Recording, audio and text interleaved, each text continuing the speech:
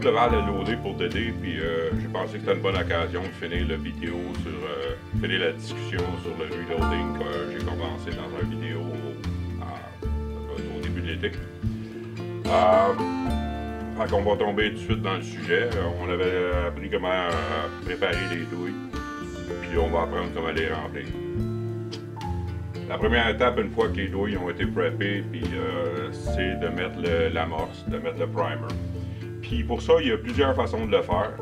On peut se servir des petits outils qui viennent avec la plupart des presses. Il y a des outils qui sont montés sur les établis qui peuvent faire la job aussi.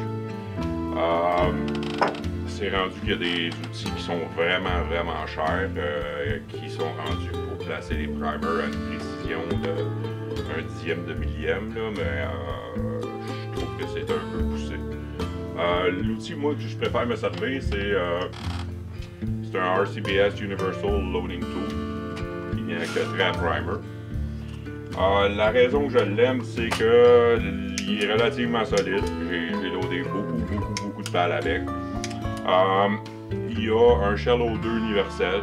Fait que peu importe le calibre que je reload, je suis capable je fais juste glisser la douille dedans, j'ai rien ajouté. C'est un plus. Puis il donne quand même un bon feeling. Avec un outil à la main, tu es capable de sentir le primer rentrer dans son pocket, puis d'aller s'accoter dans le fond. Puis ça donne quand même pas trop de force pour aller l'écraser. L'important quand on met des primers, puis c'est pour ça qu'on prend la peine quand on fait la préparation de case, de machiner tous nos primer pockets à la même profondeur. L'important quand on les installe, c'est qu'on les installe toutes, qu'ils soient toutes égales, toutes à la même profondeur, puis qu'ils soient à côté dans le fond. Des primers qui varient en hauteur, qui ont été mal seatés, qu'est-ce que ça va faire? C'est que quand la firing pin va frapper dessus, le primer va bouger. Donc, l'émission du primer ne sera pas toujours la même. Si le primer il a besoin de bouger 2-3 millièmes avant qu'il s'écrase, c'est sûr que ça va changer l'ignition qui se passe dans la carabine, puis ça va enlever de la consistance. Fait que, il s'agit d'avoir un bon outil, puis de prendre notre temps, puis d'être sûr que quand on regarde les douilles à la fin, qu'on a placé nos primers, ça devrait tout être à une belle hauteur égale, puis pas de primer écrasé. C'est certain que les machines très chères vont faire ça mieux que les autres. Mais pour les besoins de qu'est-ce que j'en ai, pour qu'est-ce que j'en fais, cet outil-là m'a tout le temps bien servi. Puis c'est relativement pas dispendieux. Maintenant, au niveau des primers eux autres mêmes, est-ce que ça fait une différence? Ça dépend tout le temps de ce qu'on recherche comme précision puis comme constance dans nos balles. Moi, pendant longtemps, j'ai loadé seulement avec une sorte de primer. C'était avec du Winchester Large Rifle Magnum. Tout ce qui était un Large Rifle, je me servais de ça, que ce soit de la 22-250 ou bien de la 338 de la poids. Puis j'étais bien servi. J'étais bien heureux de ce que j'avais. Mais j'étais heureux de ce que j'avais parce que je le reloadais principalement pour aller à la chasse, puis avec des carabines de chasse. Fait que quand je me retrouvais avec une précision qui était en bas de 3/4 de pouce, j'étais bien heureux. C'est sûr que quand j'ai commencé à faire de la compétition, surtout de la compétition en long range, là ça demande un peu plus de précision, mais aussi beaucoup plus de consistance au niveau de la munition.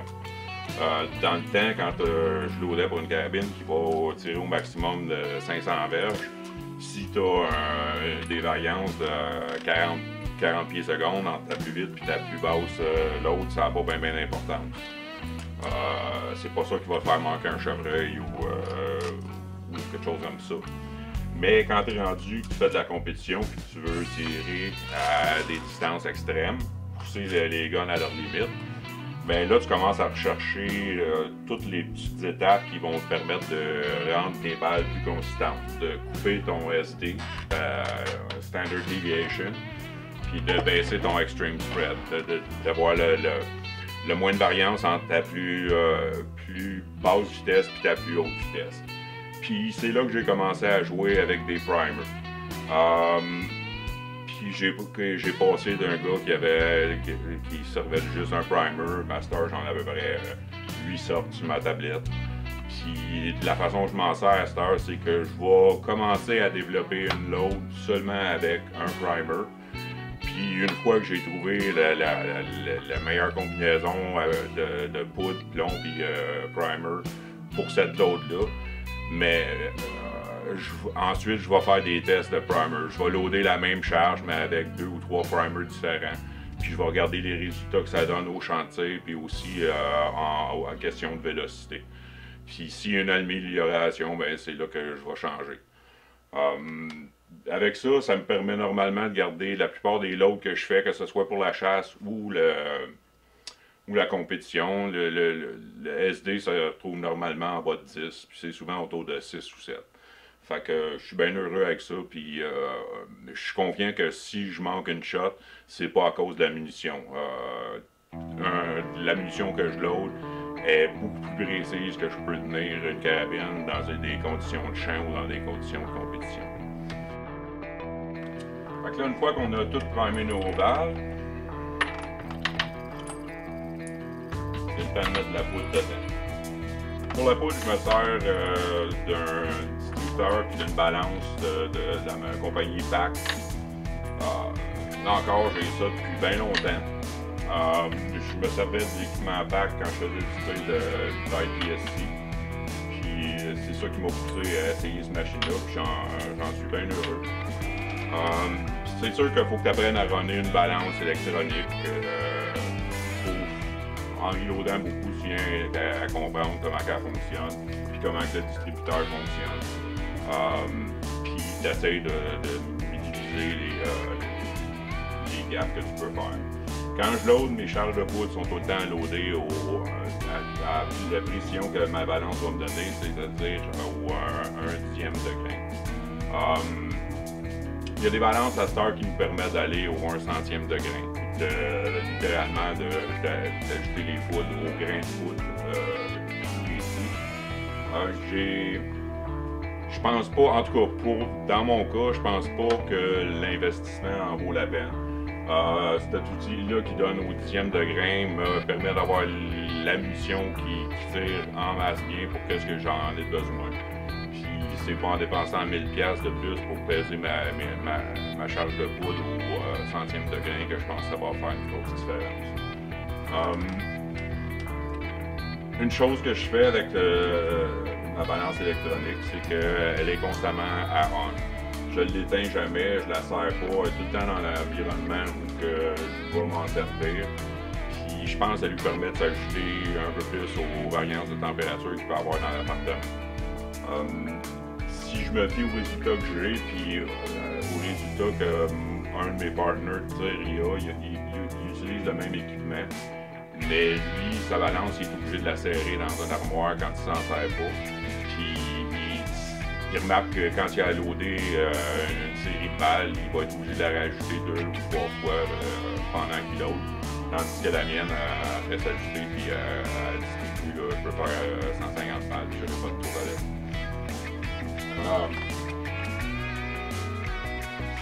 C'est ça qu'il y en a pour la poudre. Il y a beaucoup d'autres distributrices, RCBS en font des bonnes.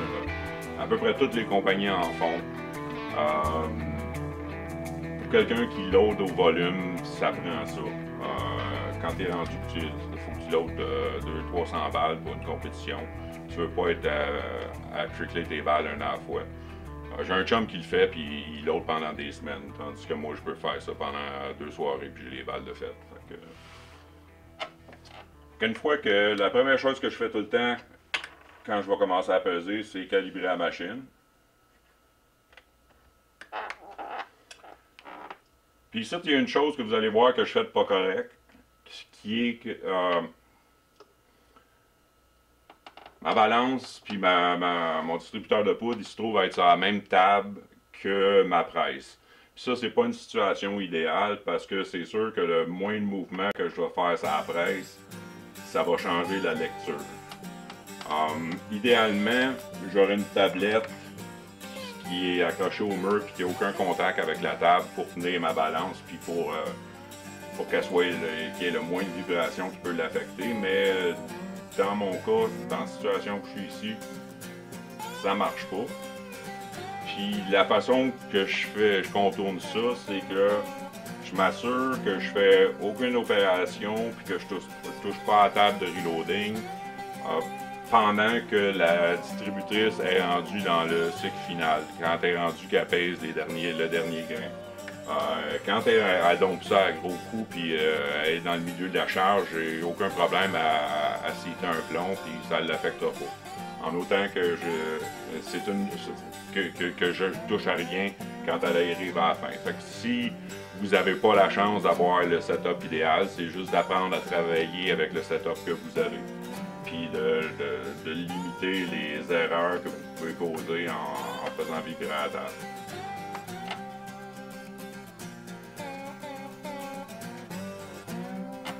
Une fois que la balance est calibrée, on calibre le distributeur sa poudre. Parce que là, on va servir la Ogden H100V, on load la 2506, puis ça va être des plombs nozzlers de 100 grains, des nozzlers balistiques.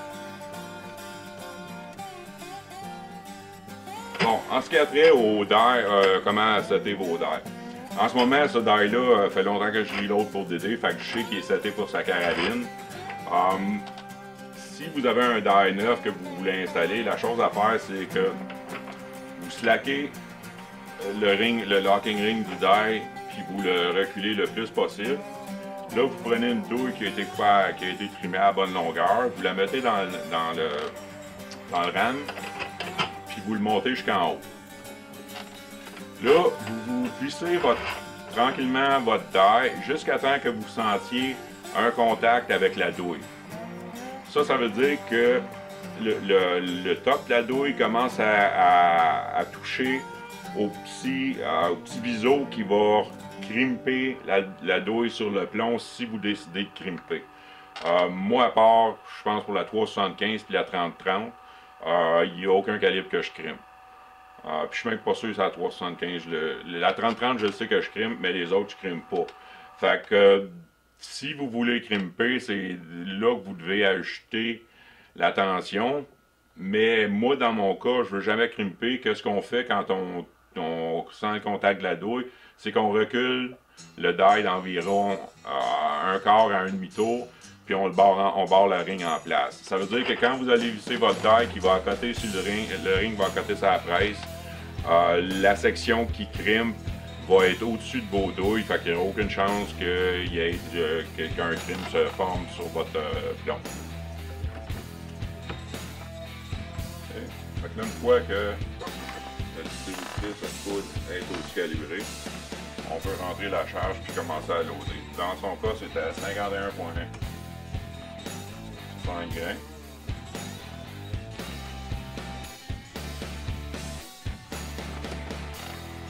Bon. Fait qu'une fois que vous avez barré votre ring en place puis que vous savez vous êtes à la bonne hauteur, là, quand c'est le temps d'ajuster la profondeur du plomb, vous allez slacker le stem, le reculer le plus loin possible, puis là vous allez commencer à citer un plomb pour voir où est-ce qu'il arrive. 51.5, je prends ma charge, la dompe dedans,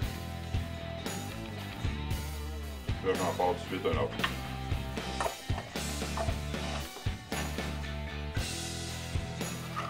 Là j'emmène mon plomb.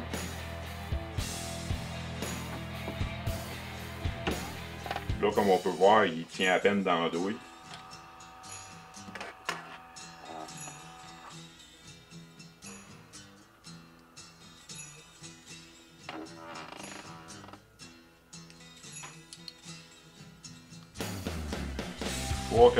.438, puis j'ai besoin d'aller à 3.181.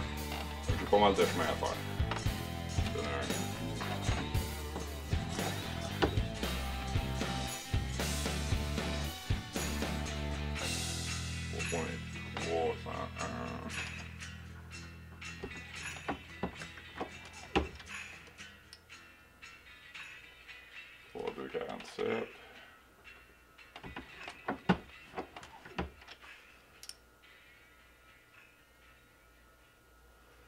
18, on approche.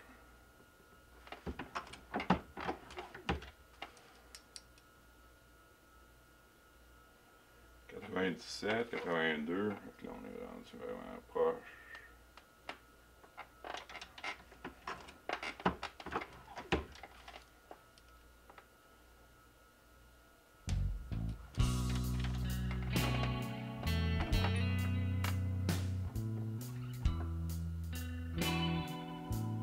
C'est sûr que c'est plus facile quand on a un die match avec le microbyte sur le dessus, mais pour les lots de chasse, faut que le die est seté, normalement je fais ça. Fait qu'on a la longueur acquise. Fait que là c'est plus juste rendu une question de mettre la poudre de plomb.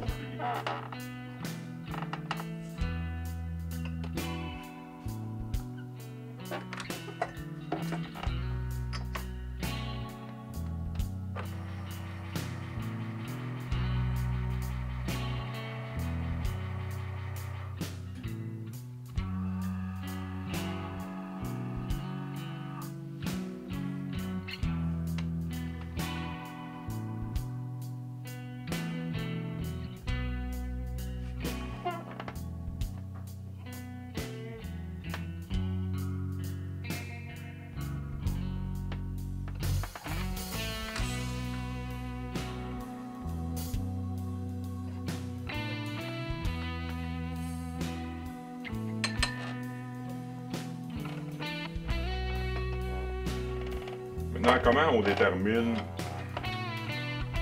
la longueur de la douille, à quelle profondeur on va citer notre plomb?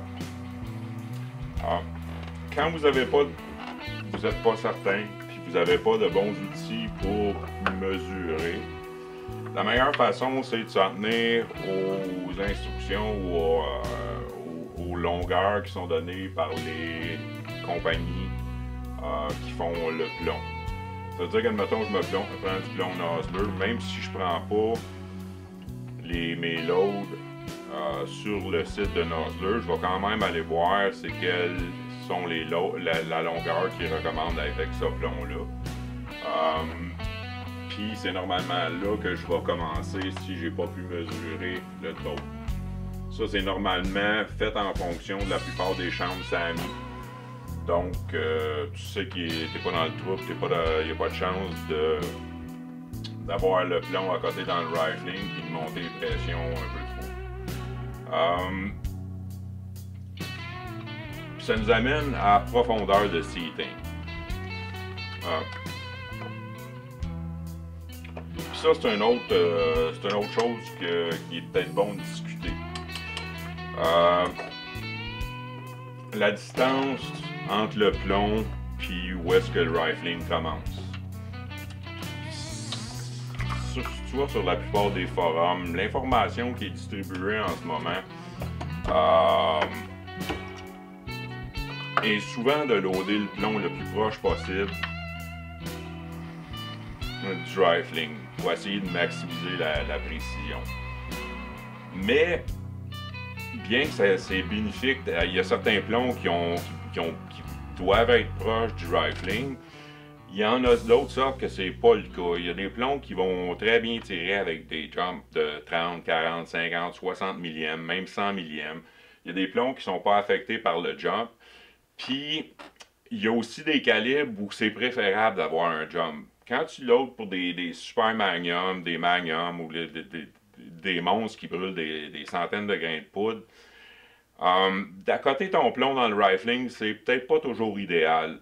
La plupart de ces calibres-là, ils ont été designés avec des freebores qui sont assez longs parce que ça permet au plomb de bouger sans restriction le temps que la poudre commence à brûler, puis qu'il y ait au moins, ça l'aide à minimiser les pressions au moment de l'émission, puis au moment initial où la poudre se met à brûler.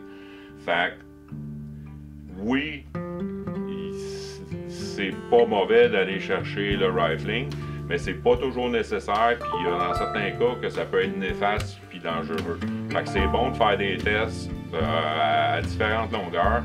Puis si vous dealez avec une chambre SAMI sur une carabine qui a été chambrée à une manufacture, puis que le trot est long de même, faut pas paniquer parce que certains plombs, vous n'êtes pas capable de vous rapprocher du rifling. Il y a des plombs, les balistiques type du Sierra Match King, il y a des plombs qui vont tirer, peu importe le jump. Fait que faut juste pas s'énerver avec ça. Puis dans la plupart des cas, c'est normal qu'avec les canons de compagnie, on soit pas capable de se rendre au rifling, surtout avec les plombs qui sont relativement légers par rapport au diamètre du calibre.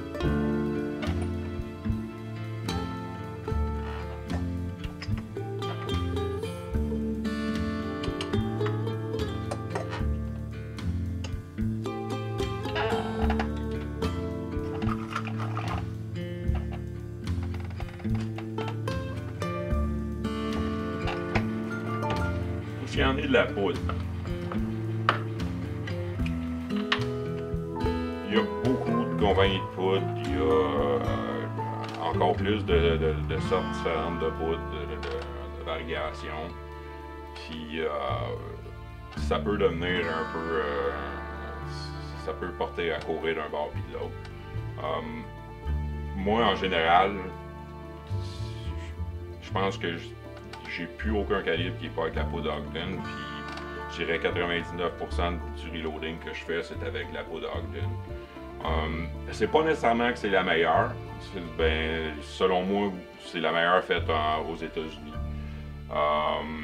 Mais c'est la ligne de Ogden Extreme, c'est une ligne de poudre qui sont à peu près les moins affectées par les variations de température. Fait que pour quelqu'un qui vit ici et qui chasse l'hiver, c'est bon de savoir que ta poudre ne perdra pas 400 pieds secondes du moment qu'il fait froid. Puis Ogden, c'est une des plus vieilles compagnies, puis la gamme de poudre qu'ils ont, ça couvre à peu près tous les calibres que tu pourrais vouloir faire. Fait que c'est, en gros, c'est ma philosophie. C'est qu'au lieu d'essayer des poudres d'un bord puis de l'autre, je me concentre sur juste une compagnie que je sais qu'elle m'a toujours donné des bons résultats. Puis comme ça m'évite de gosser. Puis quand j'ai besoin de trouver une bonne load, je m'en vais sur le site de Ogden. Ça fait des années que je me sers de leur data, peu importe les calibres. Puis ils ont tout le temps les loads qui vont donner de la bonne vélocité. Puis tu viens avec l'habitude, puis quand tu deals juste avec une compagnie de même, puis que tu deals avec leur table, je me suis vite rendu compte que la plupart du temps, si tu te tenais au dos entre un demi-grain et un grain de recharge maximum, c'était le sweet spot pour la plupart des calibres. J'ai rarement, quand je développe une load, je vais rarement au chantier, puis que je reviens pas après avoir testé peut-être entre 5 et 7 loads, puis c'est rare que je ne reviendrai pas avec une load gagnante qui tire super bien en carabine. Fait que c'est sûr que je pourrais le faire avec toutes autres sortes de poudres, mais comme j'ai des très bons résultats avec la Ogden, je préfère rester et continuer avec ça. Bon ben, en gros, c'est le même que je me prends pour faire mes balles. J'espère que ça va vous avoir aidé dans vos projets de reload.